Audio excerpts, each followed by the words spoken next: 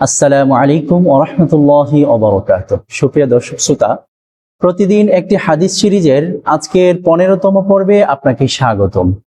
সুপ্রিয় দর্শক, পৃথিবীতে এমন কে আছে যে নিজেকে একটু সুন্দরভাবে উপস্থাপন করতে চায় না? পৃথিবীতে এমন কে আছে যে নিজেকে একটু সুন্দর দেখাতে চায় না? সকলেই চায় যে আমি একটু সুন্দর হই, আমাকে দেখতে সুন্দর হোক। বিশেষভাবে মা বোনদের এই গুণটা আছে। অবশ্যই মহিলাদের একটু সুন্দর থাকা উচিত এবং সুন্দর থাকার প্রয়োজনও বটে। এজন্য ইসলামে এমন একটি হুকুম আছে, এমন একটি কাজ আছে যে কাজটি করলে আপনাকে দেখতে খুবই সুন্দর লাগবে।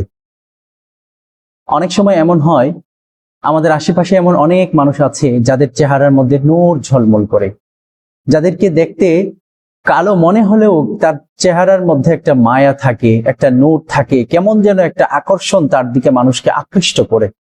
সেই জিনিসটা আপনি কিভাবে কামাই করবেন, কিভাবে হাসিল করবেন, সেই বিষয়টি নিয়ে আমরা আলাপ করব। চলুন আমরা হাদিস থেকে জেনে নিই।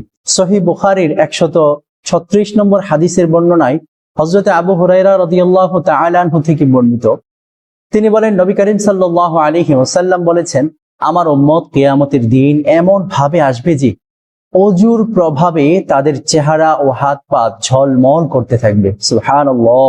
সুতরাং তোমাদের যে কেউ উত্তম রূপে বেশি বেশি অজু করবে, তার মাধ্যমে তার চেহারার ঝলমলতাকে আল্লাহ রাব্বুল আলামিন বৃদ্ধি করে দেবেন।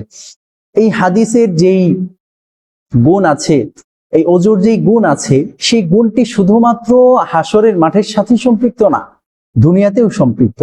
আপনি খেয়াল করে দেখুন, আপনার আশেপাশে যারা নামাজ পড়ে, প্রতিনিয়ত অজু করে পাক পবিত্র থাকে, তাদের চেহারাতে অন্যরকম একটা মায়া থাকে, অন্যরকম একটা আকর্ষণ থাকে, তাদের চেহারাটা দেখতে অন্যরকম সুন্দর লাগে। আল্লাহ রাব্বুল আলামিনের যে নূর আছে, সেই নূরের একটা প্রভাব তার চেহারার মধ্যে পড়ে। সেই নূরের একটা প্রভাব নামাজীদের চেহারার মধ্যে পড়ে। শুধুমাত্র অজু করলেই হবে না, বরং অজু করে ইবাদত করতে হবে।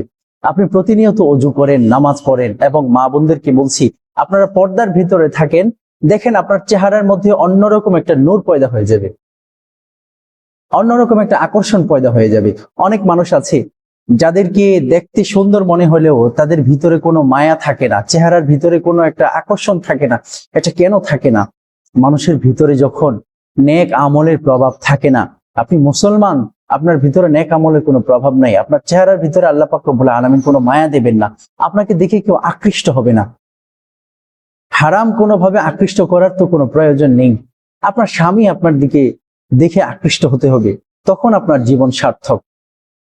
এক বুজুর্গ তার কিতাবে লেখে যে নববধূকে সাজাচ্ছিলেন এবং তার বান্ধবীরা বলতেছিলেন বারবার যে তোমাকে আজ বহুত সুন্দর লাগে, তোমাকে দেখতে খুব সুন্দর লাগতেছে।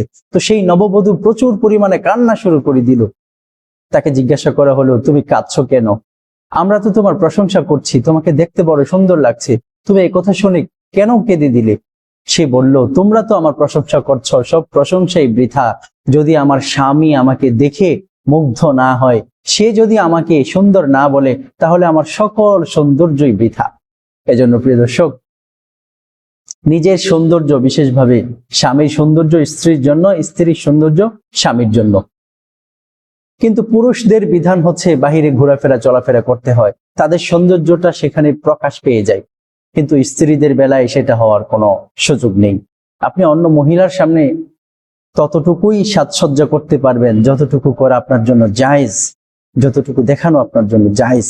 নিজের সতরকে অন্যজনের কাছে উপস্থাপন করা, এটা সে পুরুষ হোক অথবা মহিলা হোক, তার জন্য জায়েজ নেই। মহিলাদের তো একেবারে চেহারা থেকে নিয়ে, চুল থেকে নিয়ে পা পর্যন্ত পুরোটাই পর্দা, কিন্তু হাতের কবজি পর্যন্ত, পায়ের যে নিচের অংশ, টাকনুর নিচের অংশ, সেটা দেখানো যাবে, অন্য মহিলা দেখতে পারবে, কোনো পুরুষকে আপনি দেখাতে পারবেন না। এই জন্য আসুন মা বোনেরা, আমরা সকলেই পর্দা করি, পর্দার বিধানকে পালন করি। দেখেন, নামাজ পড়া যেমন ফরজ, ঠিক তেমনি পর্দা করা ফরজ। নামাজ তো 5 ওয়াক্ত নামাজ ফরজ নামাজের বেলায়, কিন্তু পর্দা সেটা 24 ঘন্টাই ফরজ।